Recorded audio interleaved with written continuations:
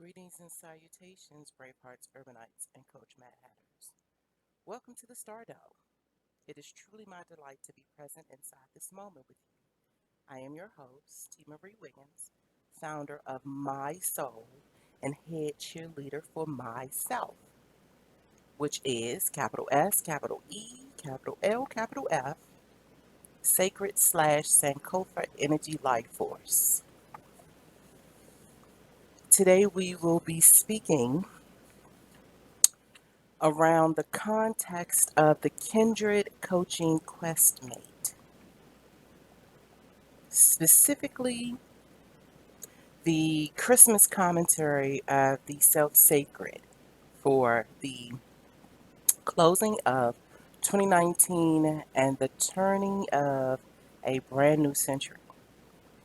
The year 2020 has been talked about since I was in my early teens, and I am now in my late 40s. So it has been um, a mysterious topic to say the least. I can remember all of the hoopla centered around 2020 and what the year may bring. And after all of this time, nothing as far as hoopla has changed.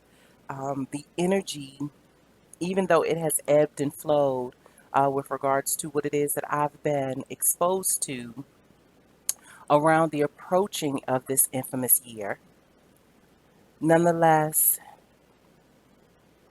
it has been remarkable to bear witness to some of the contemplations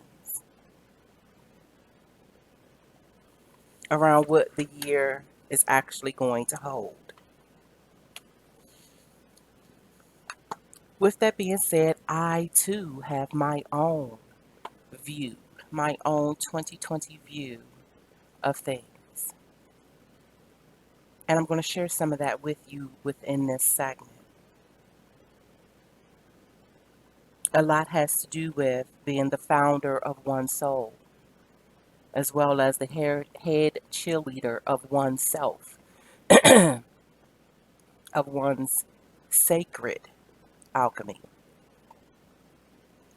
and the tapping into, the turning onto, the tuning into the energy life force that's either driven by one's Sankofa curiosities or one's present and or yet to come.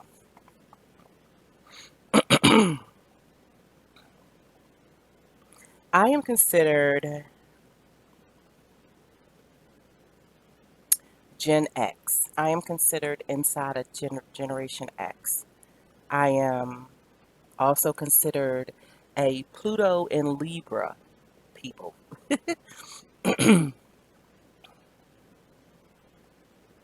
which is also known as the dark horse demographic. Now, with all of that said, there is this peculiar essence that surrounds my existence that I myself have been, I'll say, tug of warring with, to be completely honest, because my quest into gaining more answers was not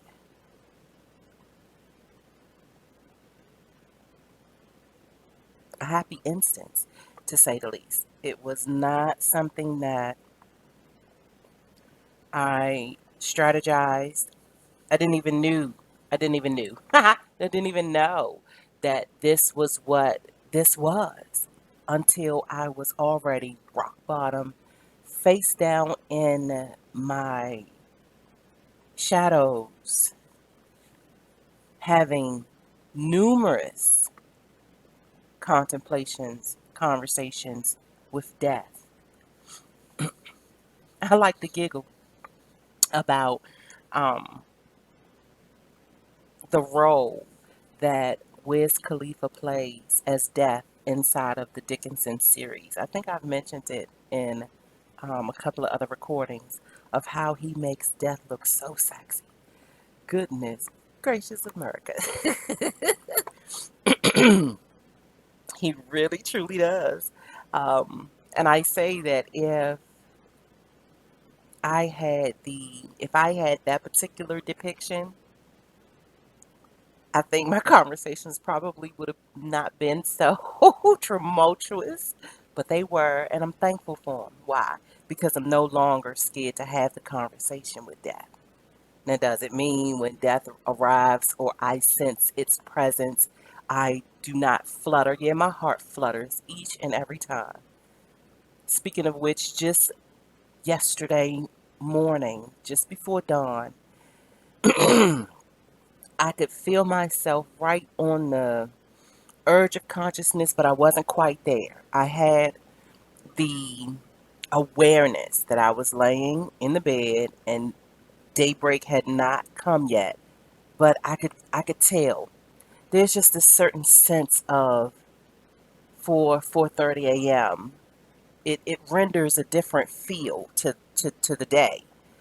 Um, so I knew that the early morning was close, but because it was still very dark outside, I did not open my eyes and force myself to go into full consciousness. I just let it linger for a while, and a very interesting conversation came upon me, and I could tell that it was of a primitive, very uh, golden chaotic. And I use golden chaos in terms of it's not all over the place. It's a very organized feeling. But it seems that one false move and everything could flip out of proportion. And I know the words that I'm giving it right now isn't it really isn't worthy of it, but that's all I can grab onto right now. So I could feel it. My heart, it was fluttering like, and it felt like it wanted to beat very fast and wanted to have me in an uproar, but there was still this sense of calmness to it. And the images that revealed themselves to me was that of the great mother Tiamat. So it was almost like I was inside of the dragon's den having a conversation with the great mother of primordial chaos and death itself. And we were discussing the situations and circumstances around those that I love and how I attempted to speak some peace to my heart because there is no secret that my cultural denomination continues to be in emotional warfare within the society by which I dwell, by which we dwell, as well as the ancestral lineage that's tethered to all of those that look like me. And the moment I did step into full consciousness, I began to contemplate the images of my galactical ancestors. And the question that has been, I want to say, hop, skipping, and jumping between my head and my heart for a while now is me being the embodiment of the essence of the great mother dragon. Me and my oldest son Maverick have touched on it lightly, just a little bit. And we're looking forward to really having conversations where we can dig into this. Right now, we are in research and development mode. We are gathering information so that when we do meet, we may have um, the best of the moment. So, I often wonder about my identification to the dragon. Um, a lot has to do with my physical makeup, and I am not an easy person to be around for whatever reasons. Most of the reasons I have begun to accept because I would like to ask people, especially those that would dare to be completely honest with me when they do um, decide to take up my company, is what if you were in the presence of the dragon?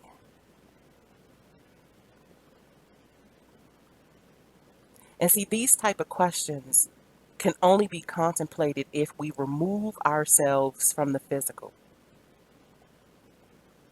And with it being at the brink of Capricorn season, and I am a Capricorn sun, as well as of dark feminine forces. Inside my goddess studies, I am often in awe of the unseen realm and what actually goes on within those perimeters and how they infuse the physical and what it means to us, those who seek to understand this level of language barrier.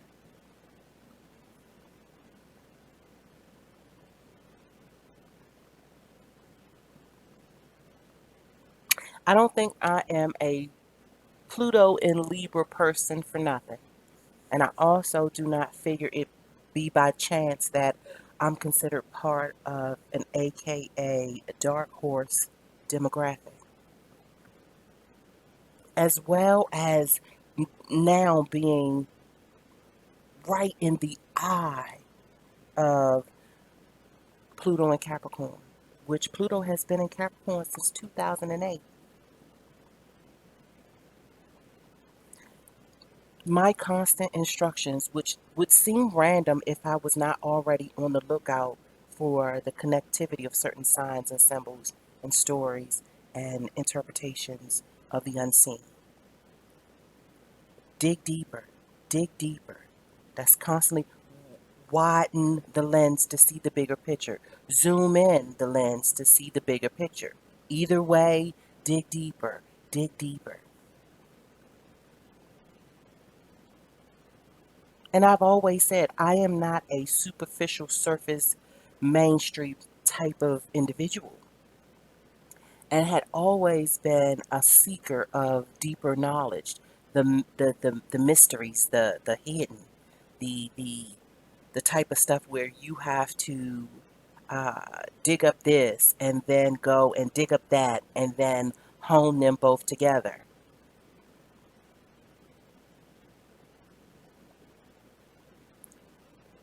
But for some reason, this series of instructions to dig deeper almost has me, no, not even almost, absolutely has me grappling for words.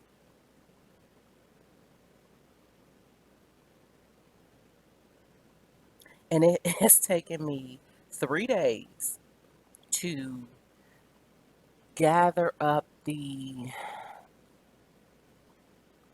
appropriate sense of navigation to pull this off. And still here I am grappling for words. But I am going to sit here until it's out. Um, if we both make it to the end of this session and I have stood in the privilege of rendering you my thoughts so that they may come across and resonate with you, then I ask that we both appreciate the rawness of the moment and we take what we will and do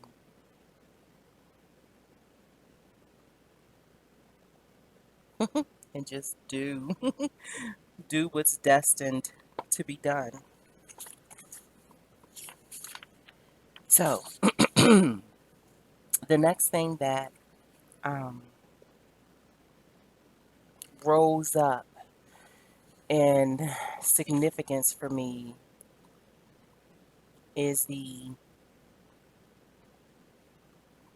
identify or that's not the, is that the word?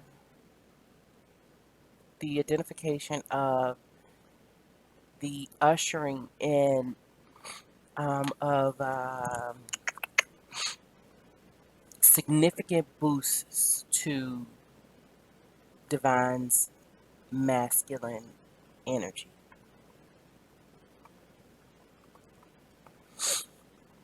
For the last year, I knew that my divine feminine essence was doing an overhaul. I knew I was in the realm of transmutation, and I knew that I was being dealt with from the inside out. I still had not had the proper orientation to set the foundation of my Pluto being in Capricorn and what it actually meant. But each and every time I thought about any of my life within the bracket of January 26, 2008 up until now, so much makes sense when I prop it up against the context of Pluto and Capricorn. And Pluto is the assurance of birth, death, and resurrection, in the cycle by which things are generated and regenerated, the beginning of volumes and chapters and cycles and seasons, and the closing of them, and the regeneration of them again, and the closing of them again, like this cyclical nature of um, life and death. And so mid yesterday, and um, I have to look up the proper pronunciation of it because I'm still inside of novice scholarship when it comes to it. But the dragon or the snake that bites its own tail is the reassurance of the life death cycle. And every year, believe it or not, our personality and our emotionality, especially if it's properly blended, has this level of life death cycling. And here we go. I mean, it wouldn't be right if I didn't leave you on hold in some kind of way while I flip through to find the tab. Let me see. Let's do this.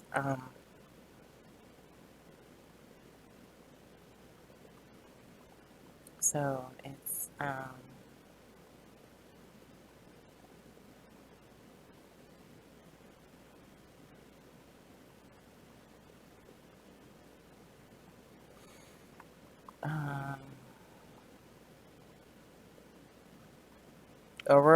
Aurora Bose. Aurora Bose. Hold on. Let's get it correct, okay? Because it is a very interesting.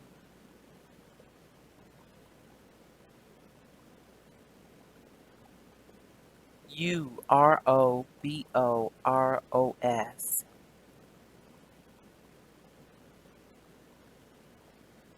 and I'm going to get the pronunciation um, so that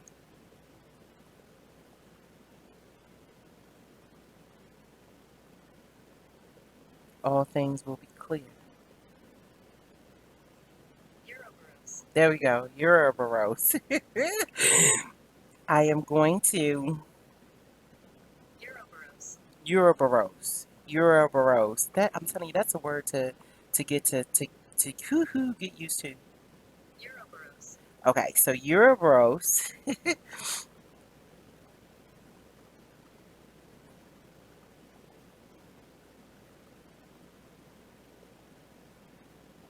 is the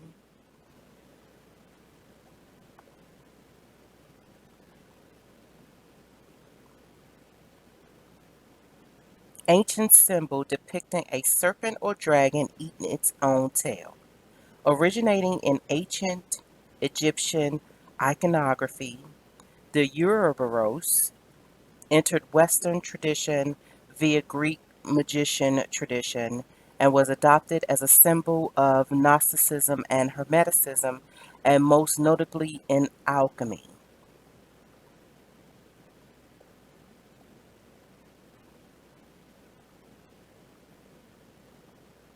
signifying infinity and the cycle of birth and death.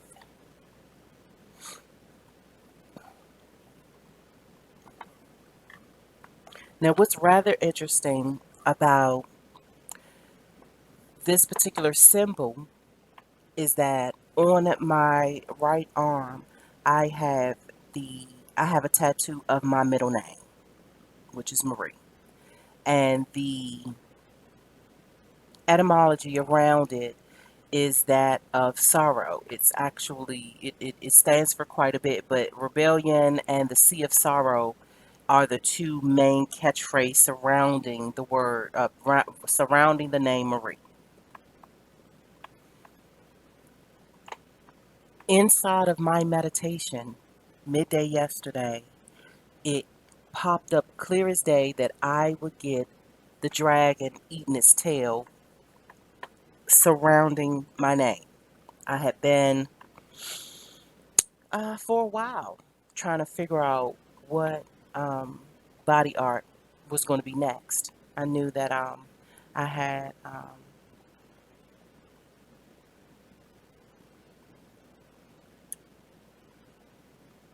I had promised myself. I had promised myself a few more tattoos, but had not honed in on what I wanted them to be. So it was shoved out of my mind for a while, um, just because I had so many other things that I was thinking about and contemplating that yeah, I just let it slip. And so when it popped up, now I was always familiar with the symbol. Learning how to pronounce the word is pretty much the last phase of really tapping into its meaning. And they say, once you're able to pronounce something right off the cuff and it blend into the power of the meaning, then it's pretty much impressioned inside of your psyche. For the symbol, for the image to pop up in my head already surrounding the middle name, my tattoo of my middle name on my right arm was confirmation, to say the least, that I am in position for a better understanding about my Pluto and Capricorn, my galactic lineage to the great mother dragon Tiamat, and what it actually means to be part of Gen X going into the future, and what my role, personally my role in all of this. What will be my existential values identified. Now, many times before in several recordings, I speak about me gaining my mission statement through my Chiron and Aries. And so my my drive has everything to do with the empowerment of people embracing their unique individuality.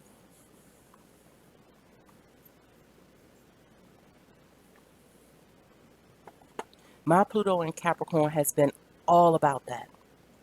Has been all about it. It has been all about the death of an old perception and the slow rebuilding of the one that I hold presently. And all of the components and experiences and encounters that had to go down as a result. So this morning, inside of my early morning meditation, what came across the pike almost frightened me speechless because I was given a directive to, inside of this session, share a part of the more darker side of my story. Um, and there's only two instances in life that I am particularly ashamed of. I'm about to share one of them. And the incredible part is that I did not automatically want to shun it or um, automatically want to push it to the side. And that's incredible all in its own. Um, so here is the golden fleece to this segment. As we enter into Capricorn season, we are being urged to tap into this perfect timing for our hermit modes and our honest reflections, as well as our recognitions and our validations into the wild unknown as we go. Knowing that this special infusion of divine masculine energy, and let's remember, uh, feminine and masculine energies dwell within the embodiment, which means as a celestial source being inside of human form. Human form both exist, the feminine and the masculine.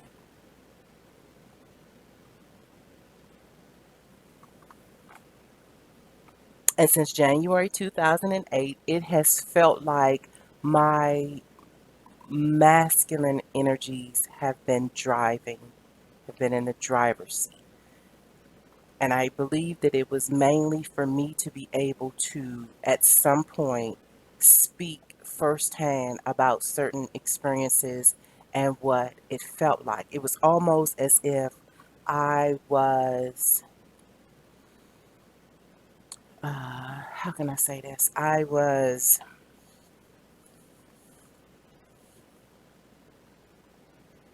on a mission,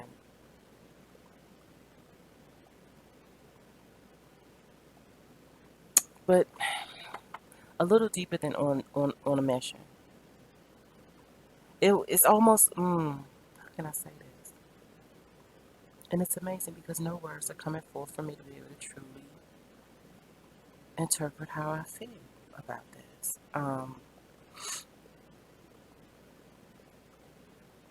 What it has felt like is that the last 10 years I have underwent this Freaky Friday sort of instance where I truly became the black man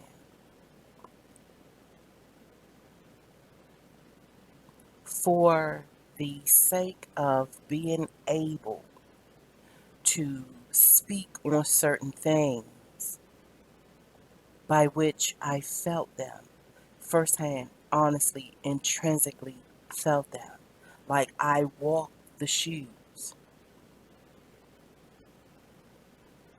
of being the non custodial parent, of being over $30,000 in arrears for child support, being locked up and doing jail time for these arrears and child support, for not being the partner at the table by which things were discussed in relations to my children about character assassination in regards to my presence in the raising of my children, in the very tender transparencies of dealing inside of a situation where there is now another player by way of marriage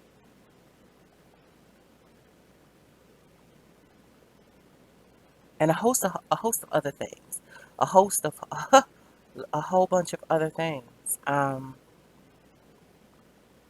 And the specialty is what that feels like. How is it that um, hmm, the truncation, the pile on, uh, shame, and how it can be used as a weapon when things do not unfold as we intend them, and implied consent spews through the entire situation.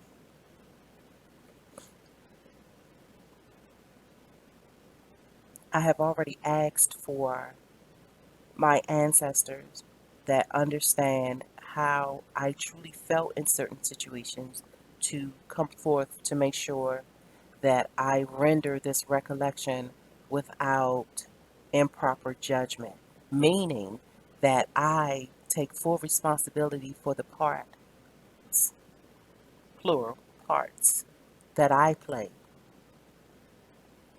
but no way, shape, form, or fashion am I the villain for the entire 10 years.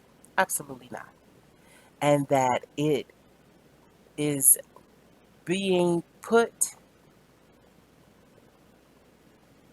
through the scrutiny that everyone must begin to own up to the part that they play.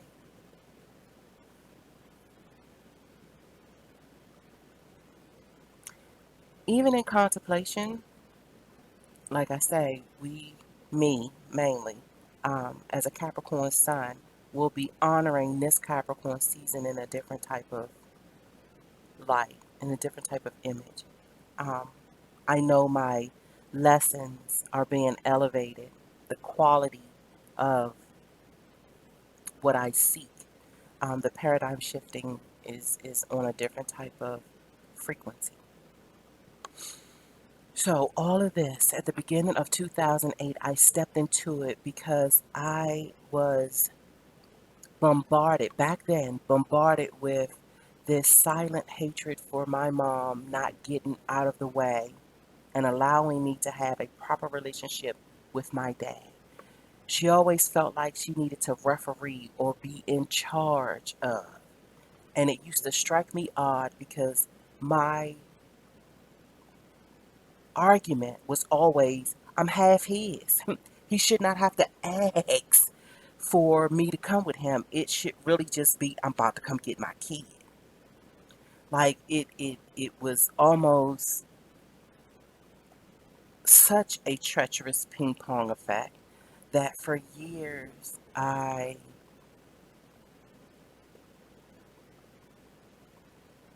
truly blamed my mother for the lopsided infusions um, of me and my dad's acquaintance.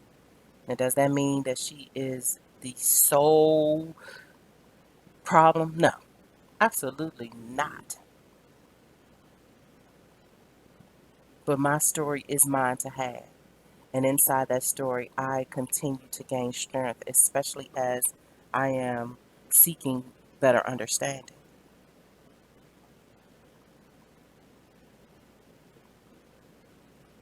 Now, I decided to title this The Kindred Coaching Quest, as well as with understanding about the quest mating season and what it truly is to have someone by your side that is walking this thing through with you to break certain curses, to decode certain mysteries, to tap into the infinity of your essence beyond the physical. And it's not about loving you um, in the more traditional sense. It's even beyond human love. It's beyond human love. And before I get way out of, um, yeah, just, yeah, because I left field is calling my name. So I will tell you now, buckle up. I think I might have hinted earlier. Yeah, I'm about to ping pong this thing. I am all over it. So hold on to your knickers because it's about to be a wild one. I am going to enter into this realm properly with a quote by Dr. Joy DeGruy. Explore the role our history has played in the evolution of our thoughts and feelings about who and what we are, as well as our beliefs about how we are to behave. So, into the wild unknown we go.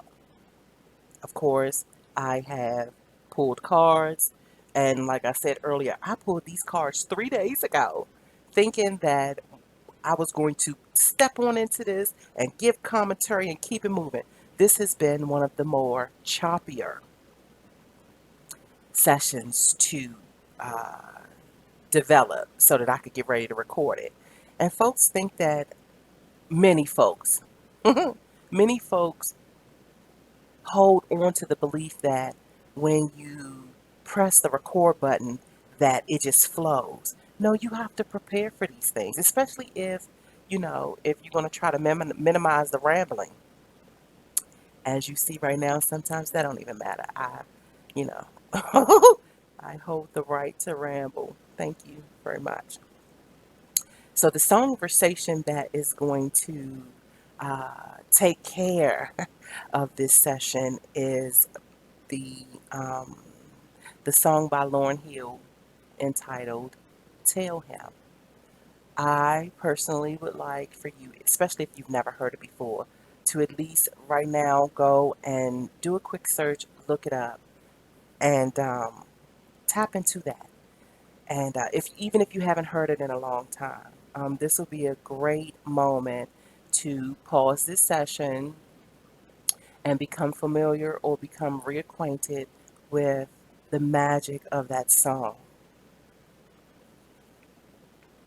And so, my Christmas commentary for my sacred self of 2019 going into 2020 is to recalibrate the senses and the beliefs around the divine masculine inside of me, as well as that which protrudes and permeates into my cultural denominations. My black men are at the brink of something amazing, absolutely amazing. Knowing this to be true, I completely understand all that I had to go through the over the last 10 years. Had I not, then I wouldn't even have a smidget of the firsthand passion and power of a fluid understanding. I mean, all the way to what it feels like to be randomly stopped, to have to exchange words with individuals that have been programmed to police.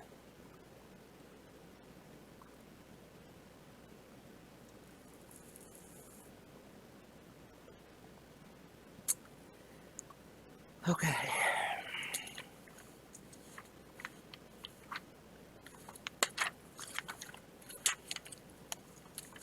so we have the first quote to usher us in. We now have attached the conversation.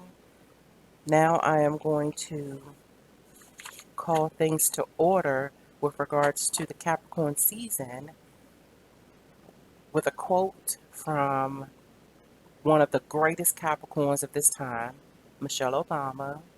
And if you've rocked with me long enough, you know that she is one of my more favorite humans on the planet at this moment.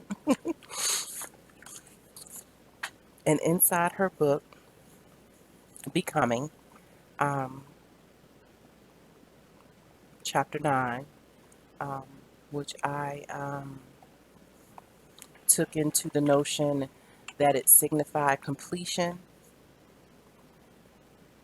and quite honestly, because the book popped open to this. This quote was not initially going to be part of this segment, but I was fumbling around trying to organize some things, and I was moving the book from one place to another, and it literally popped open here. And as I began to read it, it started to make more and more sense of how it just needed to be part of the beginning of this session. And so here we go. As soon as I allowed myself to feel anything for Barack, the feelings came rushing, a toppling blast of lust, gratitude, fulfillment, wonder. Any worries I'd had harboring about my life and career, and even about Barack himself, seemed to fall away with that first kiss, replaced by a driving need to know him better, to explore and experience everything about him as fast as I could. Maybe because he was due back at Harvard in a month. We wasted no time being casual. Not quite ready to have a boyfriend sleeping under the same roof as my parents, I began spending nights at Barack's apartment, a cramped second floor walk up above a storefront on a noisy section of 53rd Street. The guy who normally lived there was a University of Chicago law student, and he furnished it like any good student would, with mismatched garage sale finds. There was a small table, a couple of rickety chairs, and a queen-sized mattress on the floor. Piles of Barack's books and newspapers covered the open surfaces and a good deal of the floor. He hung his suit jackets on the back of the kitchen chairs and kept very little in the fridge. It was homey, but now that I view it was homey, but now that I viewed everything through the lens of our fast moving romance, it felt like home. Barack intrigued me. He was not like anyone I dated before, mainly because he seemed so secure. He was openly affectionate. He told me I was beautiful. He made me feel good. To me, he was sort of like a unicorn, unusual to the point of seeming almost unreal. He never talked about material things, like buying a house or a car or even new shoes. His money went largely towards books, which to him were like sacred objects, providing ballast for his mind. He read late into the night, often long after I'd fallen asleep, plowing through history and biographies and Toni Morrison too. He read several newspapers daily, cover to cover. He kept tabs on the latest book reviews, the American League standings, and what the South Side aldermen were up to. He could speak with equal passion about the Polish elections and which movies Roger Ebert had panned and why. With no air conditioning, we had little choice but to sleep with the windows open at night, trying to cool the sweltering apartment. What we gained in comfort, we sacrificed in quiet. In those days, 53rd Street was a hub of late night activity, a thoroughfare for cruising lowriders and unmuffled tailpipes. Almost hourly, it seemed, a police siren would blare outside the window, or someone would start shouting, unloading a stream of outrage and profanity that would startle me awake on the mattress. If I found it unsettling, Barack did not. I sensed already he was more at home with the unruliness of the world than I was, more willing to let it all in without distress. I woke one night to find him staring at the ceiling, his profile lit by the glow of the streetlights outside. He looked vaguely troubled, as if he were pondering something deeply personal. Was it our relationship? The loss of his father? "Hey, what are you thinking about over there?" I whispered. He turned to look at me, his smile a little sheepish. "Oh," he said, "I was just thinking about income inequality." This, I was learning, was how Barack's mind worked. He got himself fixated on big and abstract issues, fueled by some crazy sense that he might be able to do something about them. It was new to me, I have to say. Until now, I'd hung around with good people who cared about important enough things, but who were focused primarily on building their careers and providing for their families. Barack was just different. He dialed into the day-to-day demands of his life, but at the same time, especially at night, his thoughts seemed to roam a much wider plane. The bulk of our time, of course, was still spent at work in the plush stillness of the Sidley and Austin offices, where every morning I shook off any dreaminess and zipped myself back into my junior associate existence, returning dutifully to my stack of documents and the demands of corporate clients I'd never once met. Barack, meanwhile, worked on his own documents in a shared office down the hall, increasingly fawned over by partners who found him impressive.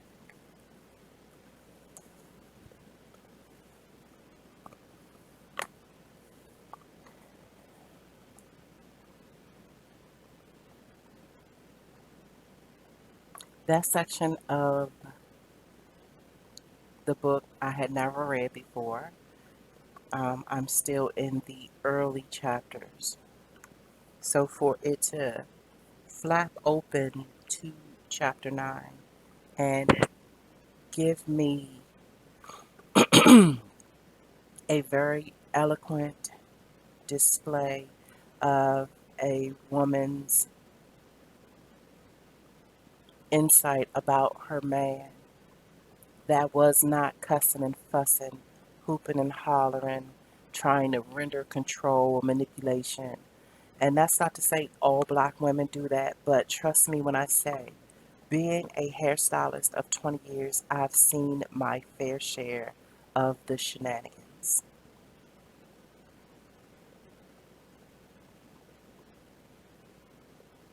My best friend Terry speaks often about how I have this uncanny ability to speak from the male's perspective.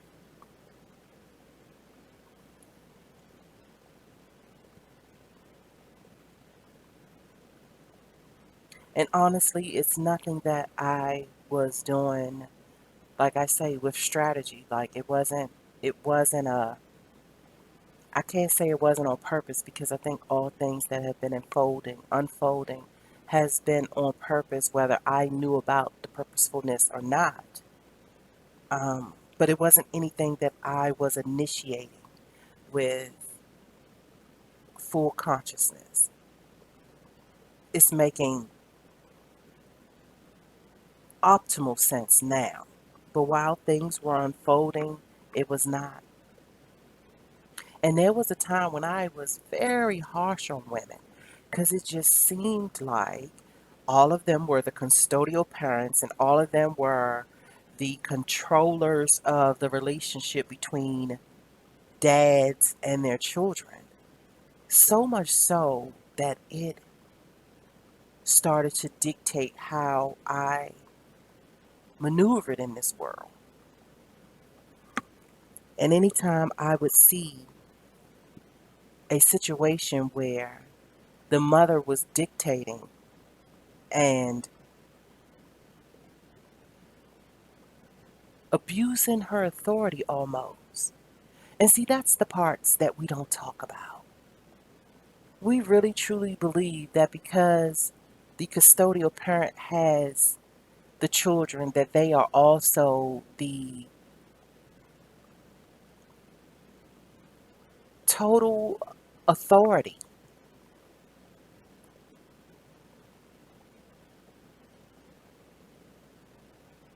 Almost ran in a commercialized nature.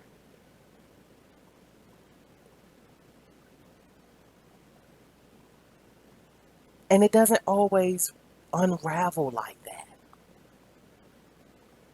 And me and Terry, we have had infamous conversations about this. And when I say infamous, I'm talking about our 5, 6, 7, 8 hour conversations. And most of the time, 7, 8 hours straight.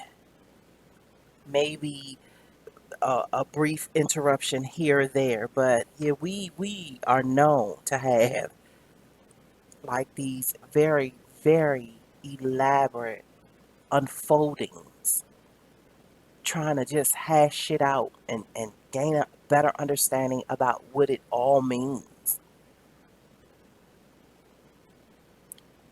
And he's heard me fuss from the rooftops about how I really wish my mom was not such a dictator of when my dad could come by, or him having to ask permission, or my dad's mom having to call to get permission, as if I'm some piece of property or something.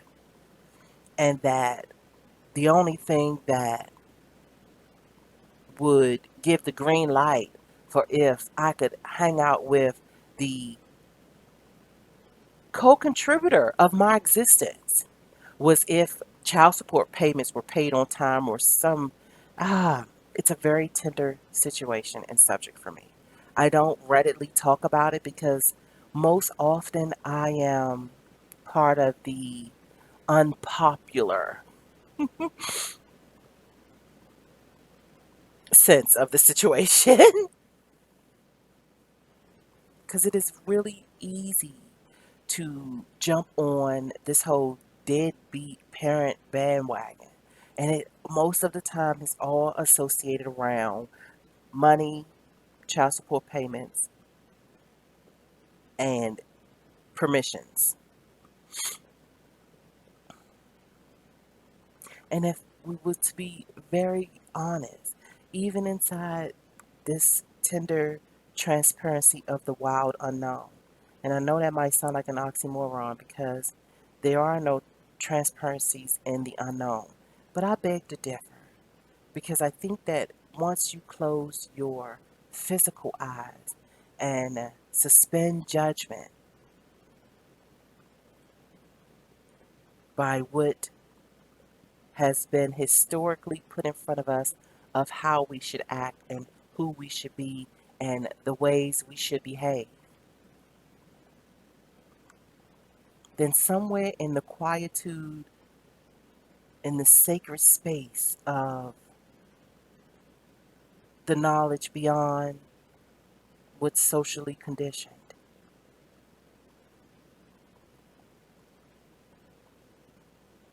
there is a space that says that the contributors of that human, regardless whether they have money, creed, a pot to piss in, a window to throw it out of, that there need not be any permissions required.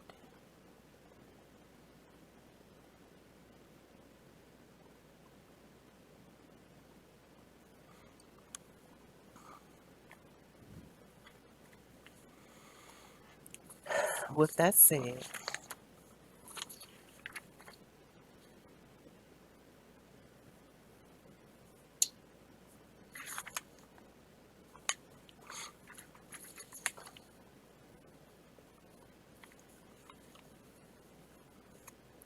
I've often um, tapped into a bigger picture, and I wasn't sure what it was about when I was tapping into it. Um, but maybe just an hour or so ago, some things began to make sense. And so I'm going to read a quote to you through um,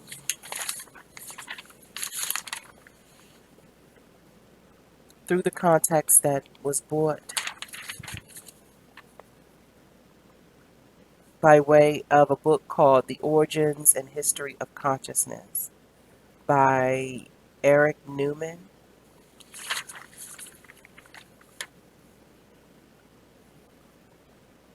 The group and group consciousness were dominant. The individual was not an autonomous, individualized entity with a knowledge, morality, volition, and activity of its own. It functioned solely as a part of the group, and the group, with its superordinate power, was the only real subject.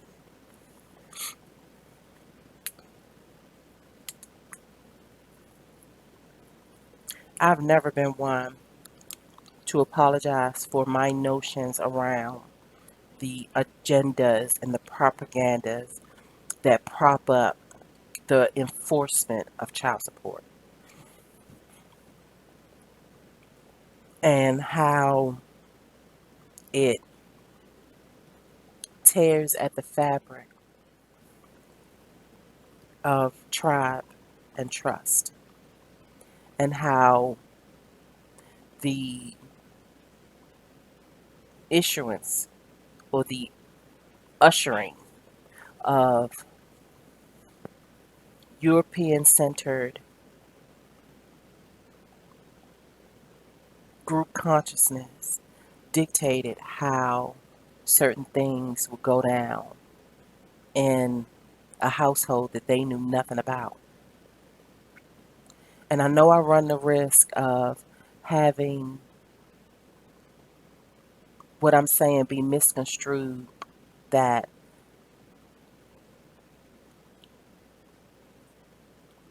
the highly sensitive debate between deadbeat parents and visitation and all this other kind of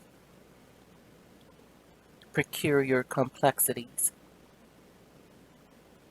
that I'm somehow saying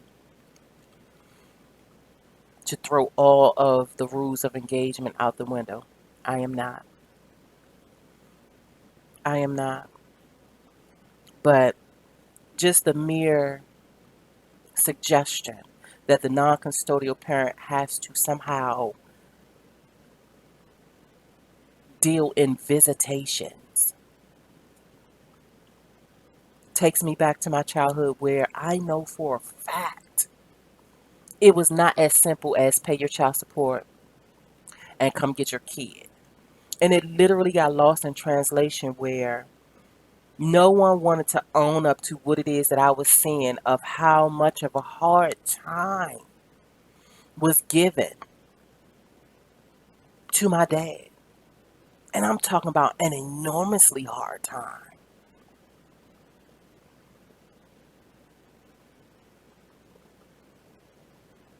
All types of hoops and hurdles and unnecessarily invasions of invasions, and like it was the Inquisition, always hovering the threat of being dragged into this Europeanized court situation that had no idea, didn't even speak the language of the household it was claiming to be refereeing, for the lack of a better term.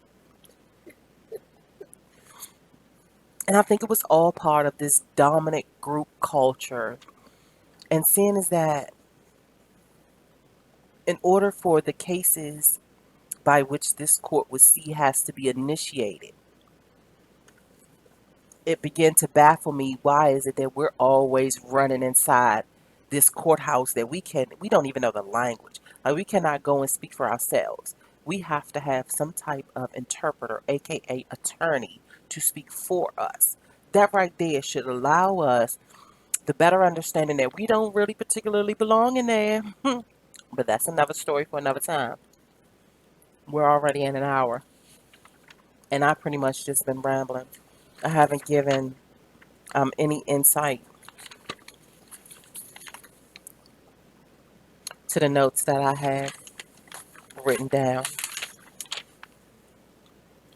And I kind of suspected that that was the way that it was going to be, because I knew that I was going to have to first hash out certain tender feelings around my own experiences, whether it be in childhood or with my own children, and how the non custodial parent very rarely gives the children their part of the story, and how more often than not, the custodial parent, because the children live there with them, have this magical privilege of spewing its side of the story, whether good, bad, or indifferent, throughout the house, and the children can't help but to hear it.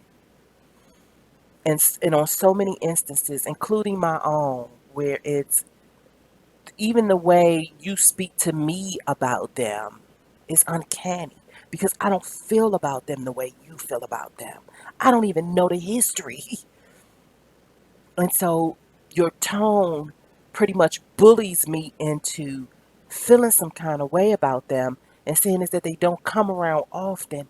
I honestly have nothing to weigh this out. I have nothing to serve as a defense mechanism so that I am not affected by this in some kind of way.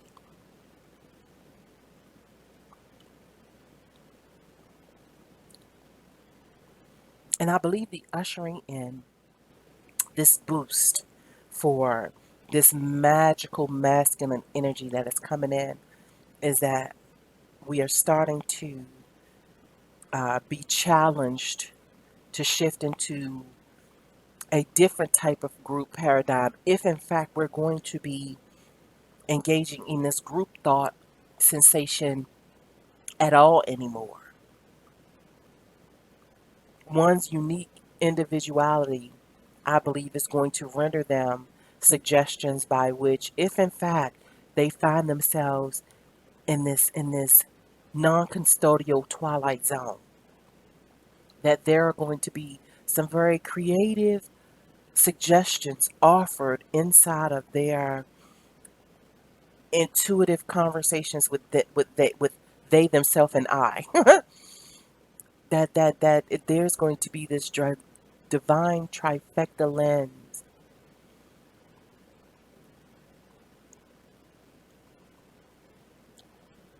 exclusively with oneself, exclusively with one's sacred energy life force, by way they can bring balance to build off of, so that they no longer have to feel like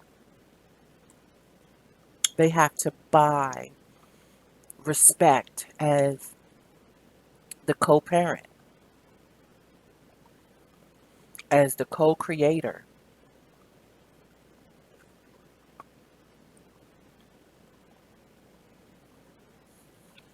So let's tap into the cards.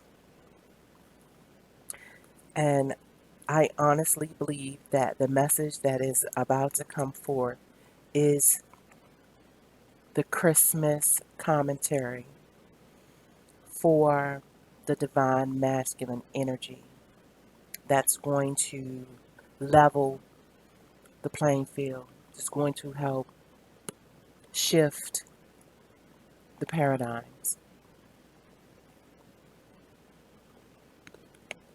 That is going to ultimately offer up a new infusion to the collective unconscious.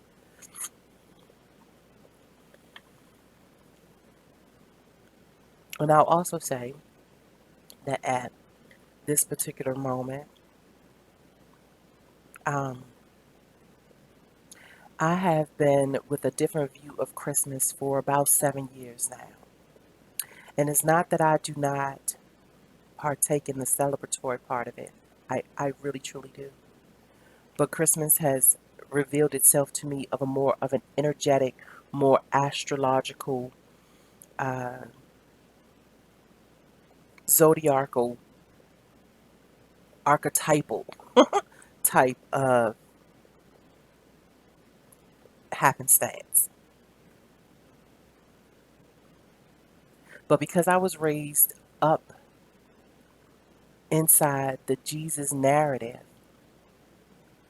I couldn't help but to take into the fact that Jesus is a Capricorn. And it seems weird when I say that to people because hardly ever do we blend the narrative with astrological wisdoms or languages of the stars or even ancient stories and text, or at least I haven't ran into it.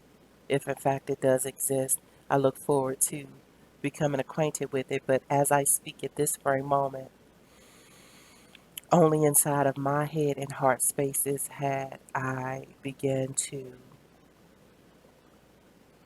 look at the Jesus narrative as him of Saturnine nature, as Capricornian characteristics, which often allowed me a different view, a very eclectic view, but different and diversified.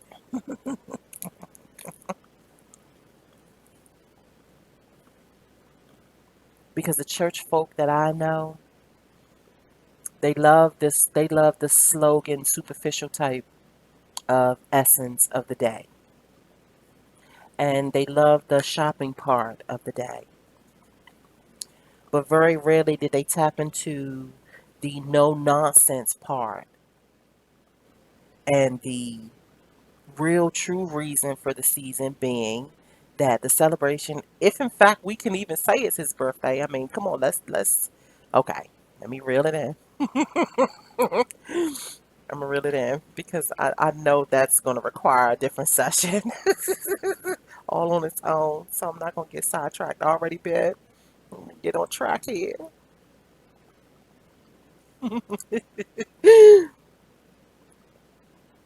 Celebrating Capricorn season. That's what we're doing. As me being a Capricorn sun, I'm going to be lit.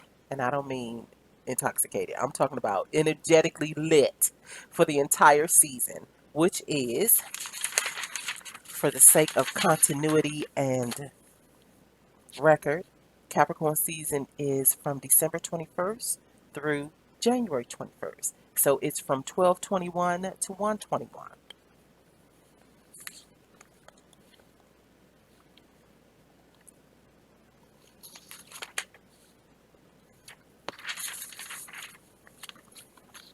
And I'm just looking through to see if there is anything else. Ah, yes. Okay, so I created a transcript for this session because I had a feeling that I was going to be stumbling through it and doing a whole bunch of rambling. So I have a nice, neat, tidy transcript with everything that ties into it that will probably, or more than likely, definitely make all of this make sense. Where even if you can't deal with this ramble, because yeah, scatterbrain, I'm a scatterbrain, that I will link the transcript in the show notes, in the keynotes, And you can tap into that. And my apologies for not saying it sooner, where you would not have had to bear. But if you rocking with me and it's good and you are, like resonating and vibing with it, I thank you kindly for your presence. And let's get into these cards. Let's do that. And so let's see. One, two, three, four, five, six, seven, eight, nine. It's a 9 card spread. And I hadn't even counted the cards before now. So that really is like giving some oomph to this whole thing. Okay, that's great. That's great. That's great. Okay. This card spread actually has a very intriguing spine to it. And I did render a photo of this spread right prior to the lecture beginning so that you can see the layout itself. And so, yeah, let's just talk through it. Of course, I am using the Wild Unknown Tarot deck and guidebook, and we are going to read straight from the guidebook to see if we can gain a good understanding of this bigger picture. And at the beginning of the spread, the first card out is the Ten of Swords, which is on page 122 and 123. Ruin, rock bottom, melodrama. Melodrama.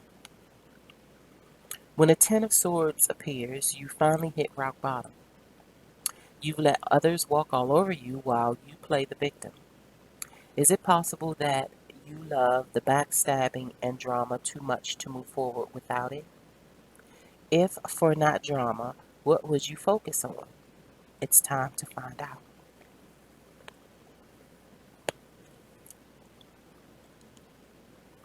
It is time to find out.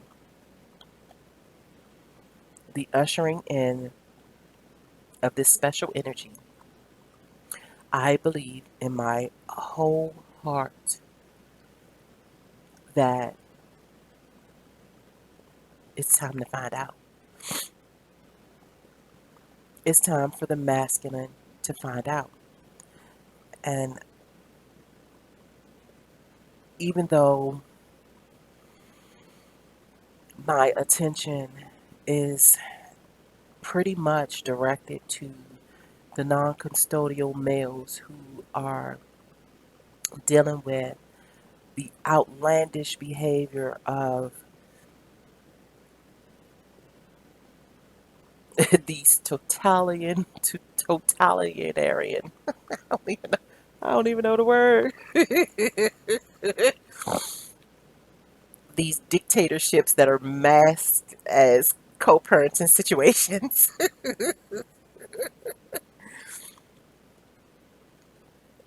And feeling like there is no way out, feeling like you have to deal with the shenanigans in order just to go have ice cream with your kid, with your seed that you feel pretty much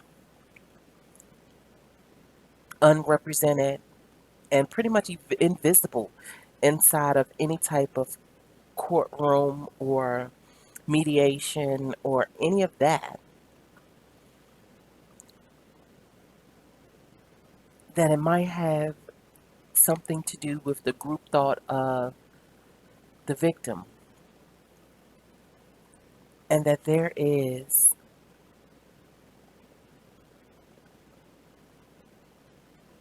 a newness that awaits, and that it is the completion of a painful cycle. So even though the first card out is a bit harsh, it does depict what the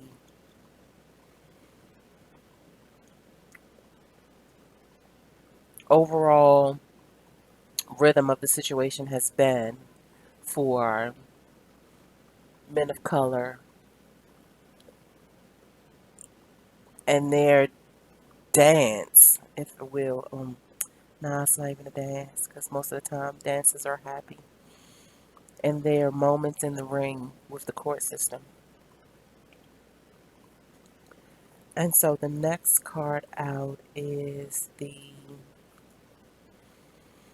Daughter of Wands, Page of Wands,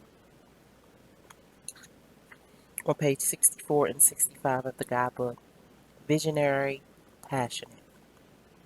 The Daughter of Wands is a free spirit, a truly visionary creature. She usually waits until later to settle down and start a family, as she's busy with her career. She can be stubborn and much stronger than she looks. As with all the Wands family, the daughter makes a dangerous enemy. This card can also represent a woman going through a transformation and spiritual breakthrough. This card, coming up as the second card in the spread, told me that the that the divine feminine is truly gaining a new lens on the perspective, especially as it deals with her seed and her outlandish nature of her wanting to dictate certain situations with regards to the co-parent, the non-custodial parent, especially if she's the custodial parent.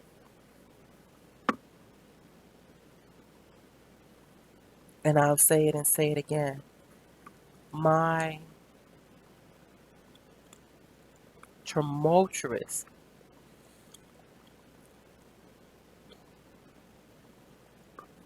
shadow experiences as the non-custodial parent. And when I say shadow, tumultuous shadow, I'm talking about me dealing with me with regards to how I was situated in the story. Good, bad, or indifferent. And we're not talking fault.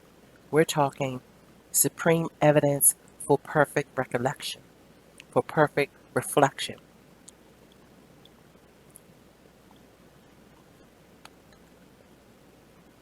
I have been challenging myself to suspend my judgments about whether I'm going to deem anything I've gone through as good or bad versus it just being an invaluable coordinate to what I came here to experience.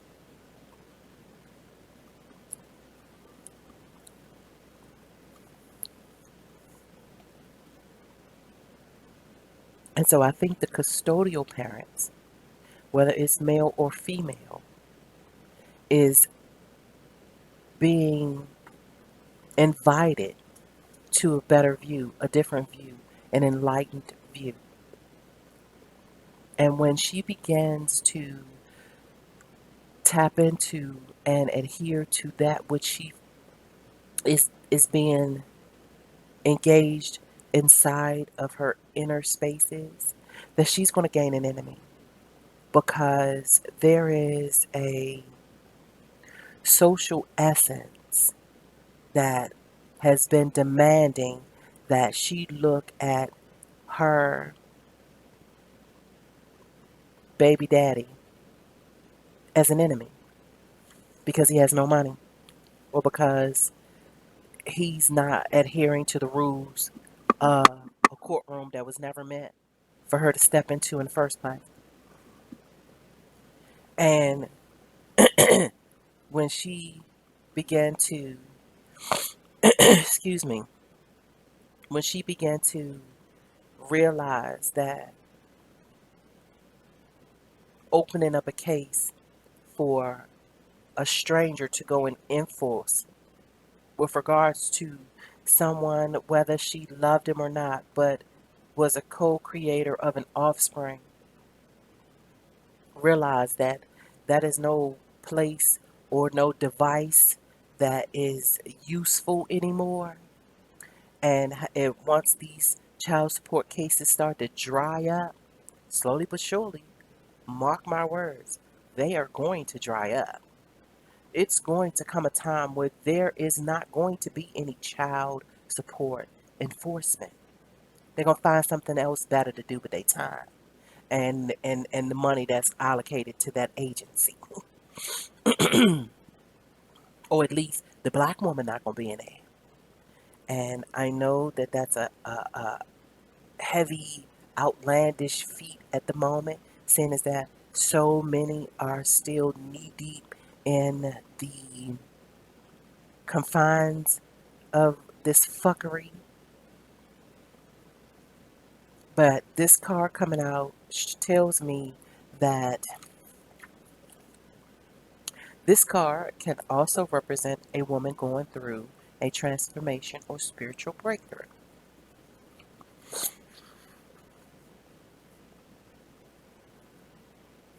And so the next card out is one of my favorites. It is the Mother of Cups. And it is located on page 98 and 99 of the guidebook. Insightful Psychic. The Mother of Cups rivals the High Priestess with her natural psychic abilities. She's a gentle, tranquil woman whose insights bring healing to those around her. She thrives when, amidst her family, the arts and music or beauty of any kind. Like a true swan, when the Mother of Cups is pushed, she becomes aggressive and defensive. She'll commonly see herself as the victim when distressed in a situation. Now, with this being at the top of the spine of the spread, it told me that there is a specialty of energy that is tapping in to the divine feminines that need it the most, who were already destined to be transformed by the Mother of Cups energy. That there is a certain quality of spirituality that is being embraced, that is being sought out and embraced, because the context of family is being redefined. And I'll honestly say this: when I meditate upon the Mother of Cups energy, Jada Pinkett Smith always is at the forefront of that energy. She is standing in the gaps of misunderstanding, and she is hosting safe spaces for folks to tell their story without judgment. She is transforming her home, that people are being welcomed to come in and have these hard conversations. I think they're going to be more Mother of Cups energies going into and permeating into these homes where women are the singleton, and they are going to begin to reanalyze what was dictated to them in group thought, in tradition, in trend. And they are regaining the power to redefine. And I'll read it again, the part that really just moves my soul. She is a gentle, tranquil woman whose insights bring healing to those around her. She thrives when amidst her family, the arts, and music or beauty of any kind. And so, before, historically, generationally, when she had to stand as the sole provider, it became very stressful, very, very overwhelming, and the requirements by which she had to be the mom and the dad pushed her into spaces that just was not cool. It really wasn't cool. But I say this, as I've said many times before, that the one destined to raise the children have something special that if they whining and complaining about it, I'm a single mom. I'm a single mom. I do it all by myself. I'm the mom and the dad. That they are losing sight of that privilege to be the one that was destined, uh, what's the word I'm looking for? Appointed to be the raiser, the groomer, the incubator of the starseed.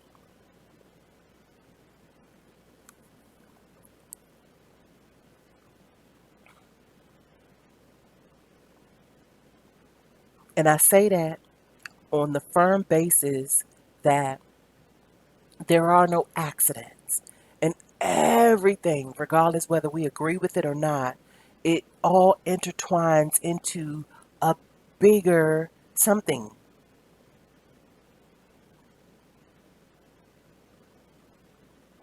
And that nothing is wasted. All unfolds for the embetterment of the greater narrative. And if destiny would have it, you be the one to raise them. Now, you might not have a great big Cadillac, gangsta white walls. You know what I'm saying? You may not have. You may not. But just remember, brothers and sisters, we can still stand tall. Hey, just be thankful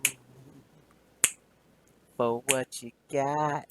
Hey, yeah, them babies were put in your path, divinely ordered.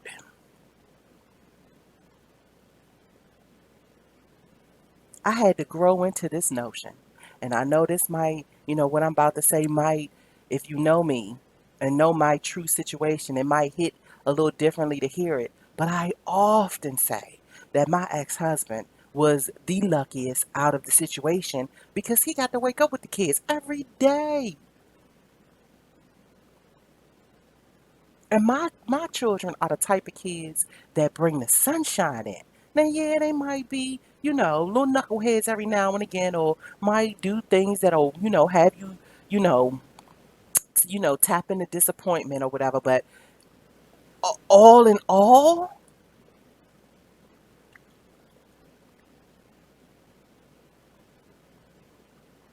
their presence is magical. And I'm not just saying that because I'm their mom.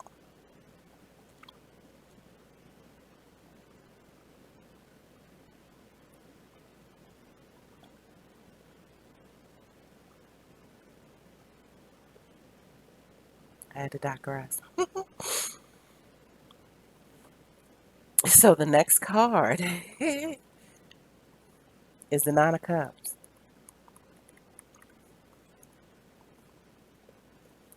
On page 90 and 91 of the guidebook, bliss, harmony. At last, the card of wishes come true. When the nine of cups appears, worries and fears will be cast away. A new phase of peace and harmony awaits. The world seems to be granting your every wish. Good health, happiness, and even material gains are headed your way. Enjoy. I do not think that these moments ought to be wasted.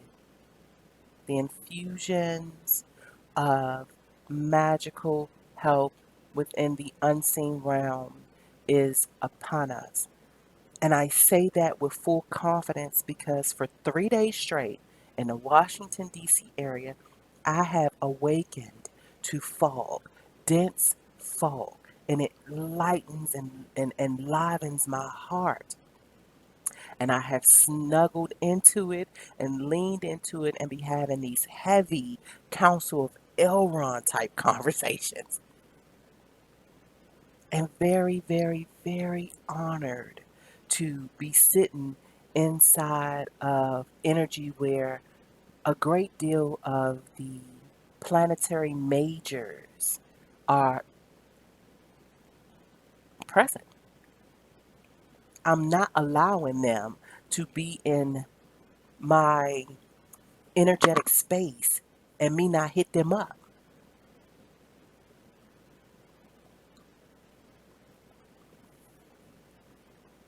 And so this card showing up right on the other side of the top of the spine tells me that anyone who listens to this, whether you are an advocate of tarot, a novice of tarot, or an opposer of tarot, by which I use the cards, should have nothing to do with you at least seeking to see if there's anything that you can inquire about, ask about, invite in, usher in by the calling of your words to make your situation better.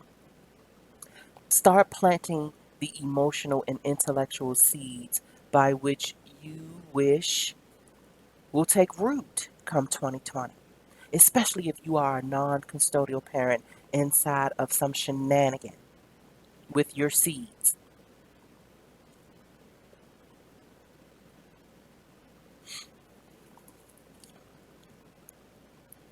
And with that said, the most amongst the most peculiar cards is the last one at the top of the spread, which is the Nine of Swords, which is on page 120 and 121 of the guidebook. Dark visions and anguish. An extremely dark card, the Nine of Swords reveals the deepest shadows of itself. It indicates insomnia, nightmares, and worries in the midnight hour. Often these states are accompanied by guilt, despair, or even depression. You'll be battling with yourself, so turn to others for help. Find joy, reach out.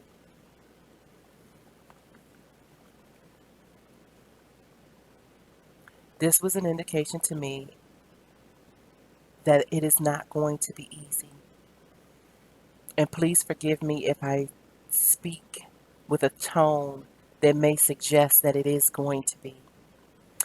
There's nothing about the last 10 years of my road or my path or my existence that was easy. My character has been in, inside of the firing range, and I had to learn to stand before it without flinching.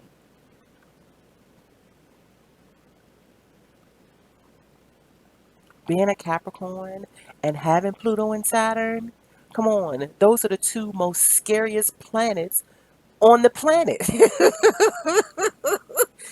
within the galactical verse, the omniverse.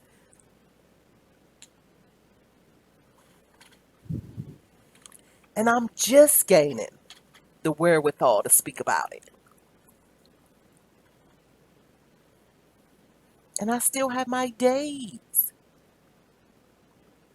I still have my days where I have to tame my regret for being inside my shadow realm for as long as I was. But I also got to stand firm in the notion, in the truity that nothing is lost and nothing is wasted and everything was is to be blended into, like it's the gumbo of my existence. So even my nightmares mean something if I am not to run from them. My despair, my guilt, my depression. And no, it does not mean that you need to go and start popping antidepressants because you are inside of a stretch that is requiring you to sit still in solitude and maybe in darkness, literally and figuratively. When one is inside the wild unknown, aka the shadow realm, the shadow zone, just slowly proceed. Step lightly, watch where you step, maneuver carefully. Turn on your senses, take your time, quiet your storm, speak to yourself.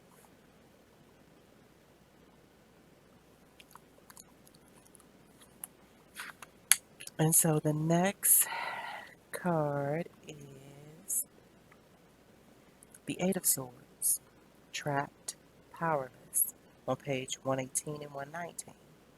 Surrounded by obstacles and threats on all sides, you find yourself the victim. You see no way out, no available choices. Your perceptions keep you from opening your wings and taking flight. What happens? I'm sorry.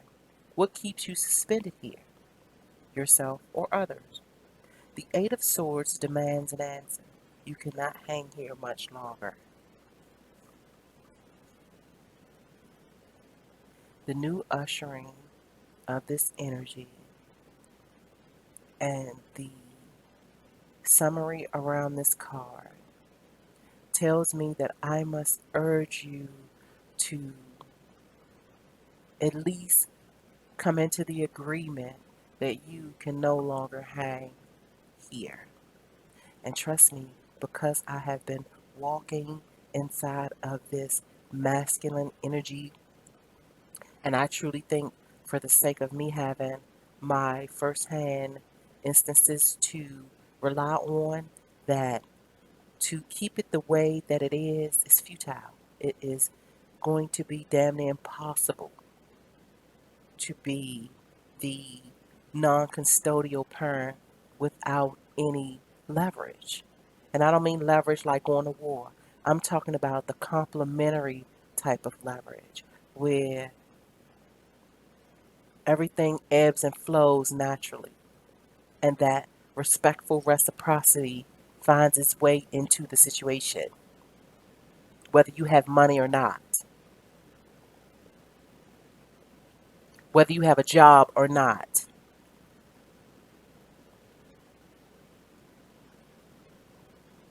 and that this mindset of dictatorship amongst parents dissolves, appropriately dissolves.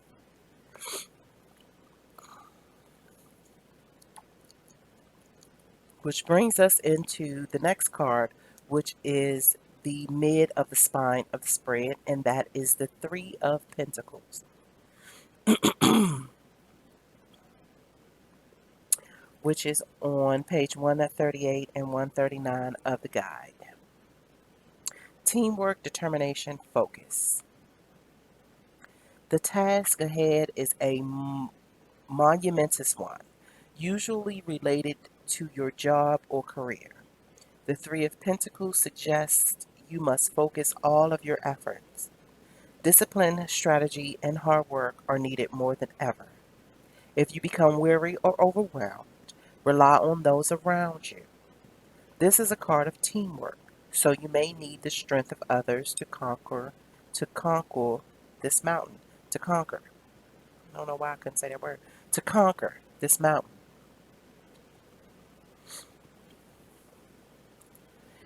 And what's coming to mind is begin first off having the conversations with your offsprings.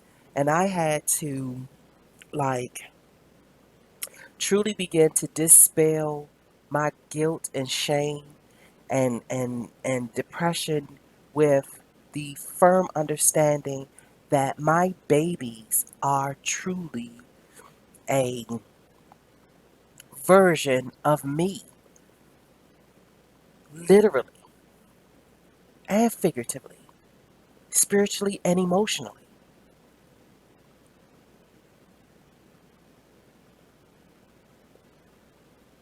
They are honestly my offspring. So, by inalienable right, at the very least, I can have a conversation with them whenever I want to and say whatever it is I want to say to them. It's as if I am speaking to me. They are many versions of me. And that there is no other human on this fucking planet that's going to tell me what it is I can and cannot say to my seed. And that anyone who figured like they could dictate that stands to be corrected. That's first. Second, that having core conversations with those that may need to be by my side to support this delicate transition of the new me, that I have to put them on notice that I am trying something different, I'm feeling different, I'm starting to see things different, and the objectivity of the whole thing, the objective, is for me to realign with the many versions of me.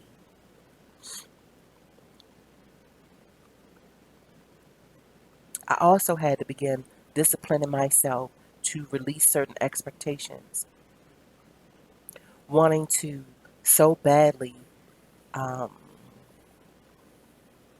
restore what has gotten away from me through time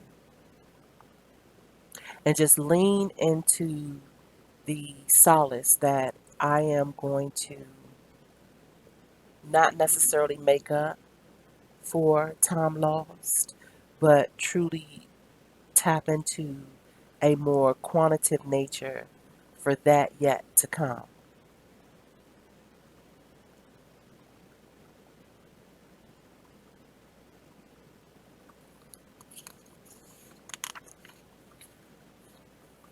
And so the next card, also one of my favorites, the Seven of Pentacles, period of contemplation,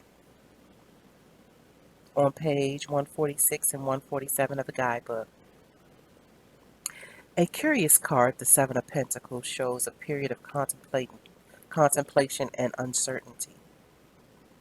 You're looking back at all of your hard work and wondering if it has been a failure or a success. You can't seem to decide. Shouldn't you be reaping more rewards by now? Maybe so. But the mind has control over perception. It's possible your rewards are waiting for you to recognize them. They are not always monetary. And so that brings full circle to what I mean when I say that the respect, the wheel of respect, the reciprocity of respect ought to not be conducive to anything that has anything to do with income generation. You being respected as the parent should not be in any kind of way uh, manipulated by the amount of money you have in your pocket, the amount of money that you are able to put forth or put up.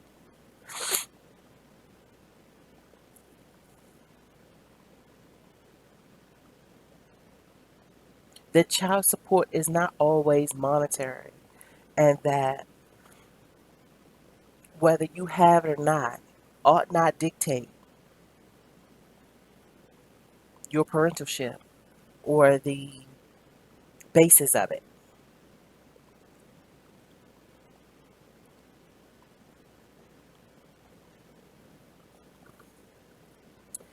And so, with that said, The wrapping up of this session ends with the last card at the base of the spread. And I think I've said in my other recordings that this is also one of my most favorite energies depicted inside of a spread, and with it being at the base of this spread lets me know that regardless of how outlandish my opinions and viewpoints are, that there is, even if it's just the slightest window, there is place for constructive redesigning, redefining,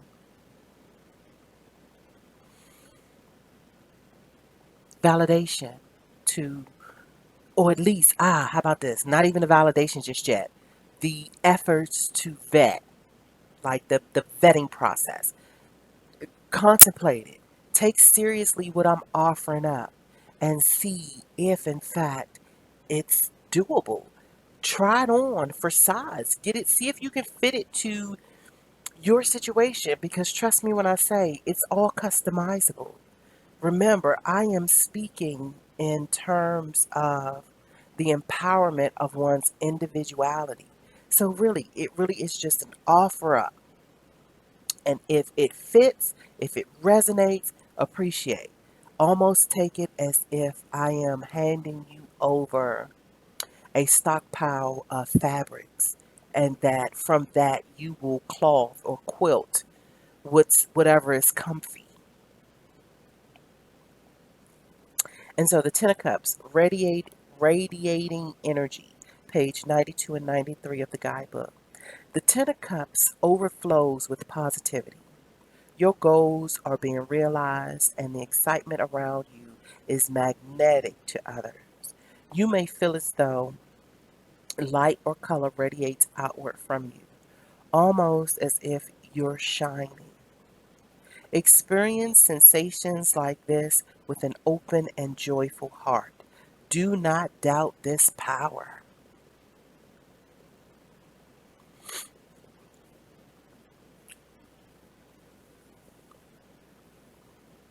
And I think I've mentioned in another recording where I've been experiencing for the last month or so these tender transparencies where my tears are triggered damn near instantly, all depending on the combination of the experience, the combining energies within the encounter.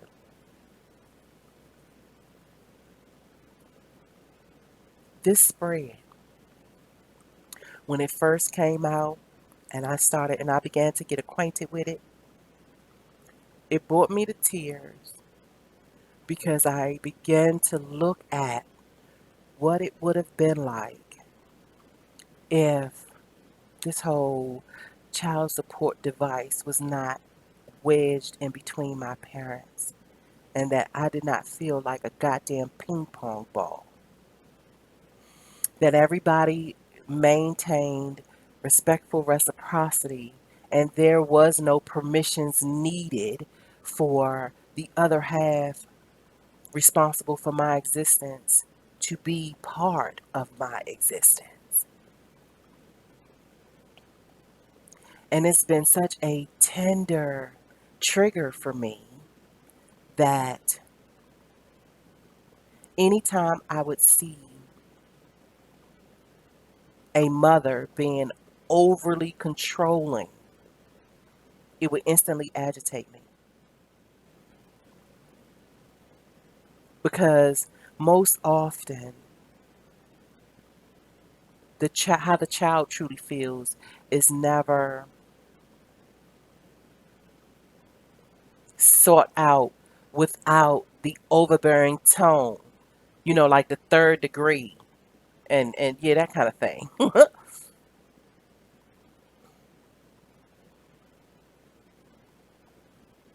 So I'm going to end it here. Um, and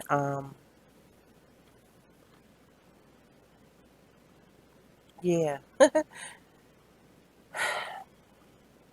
It still feels like it's so much I want to say,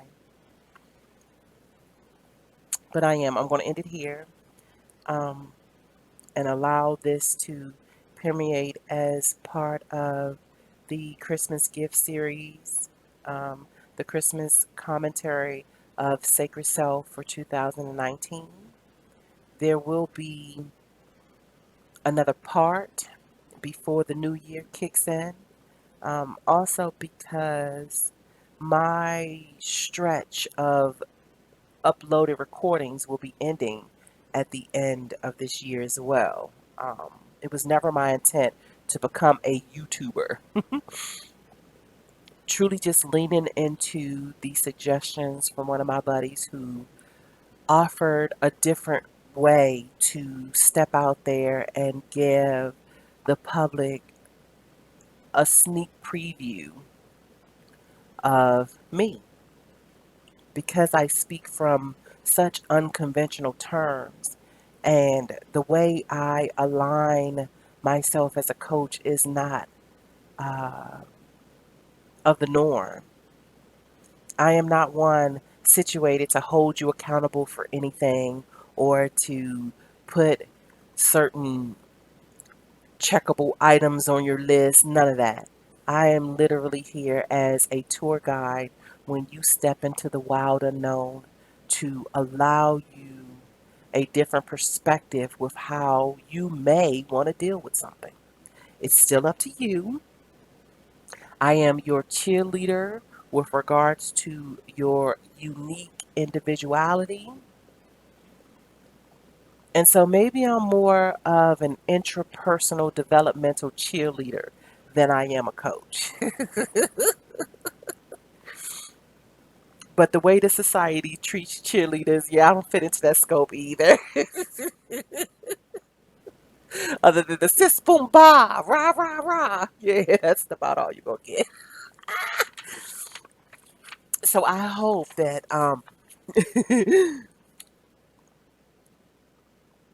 things will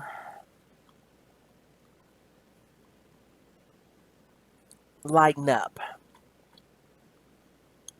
if in fact you are a non-custodial parent dealing with a whole bunch of shenanigans.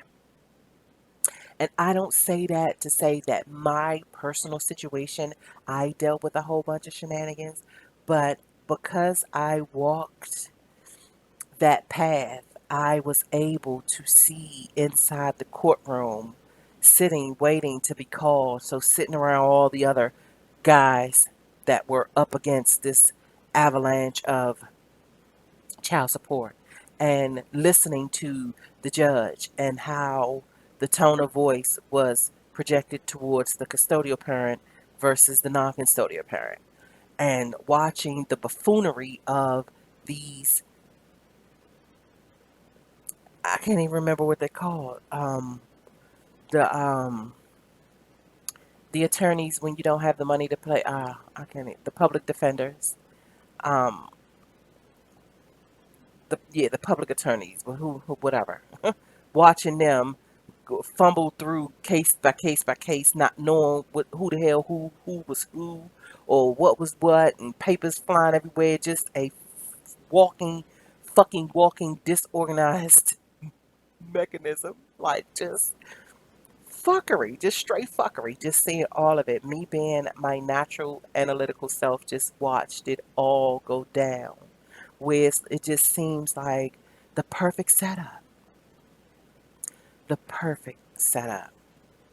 So, that is my ramble for the evening. I thank you so very much if you have, in fact, lasted to here. And I would promise that the next segment will be a lot more organized, but I have to I have to get it out. As it's coming out, I get it out. So, until next time, happy holidays, and I wish you well.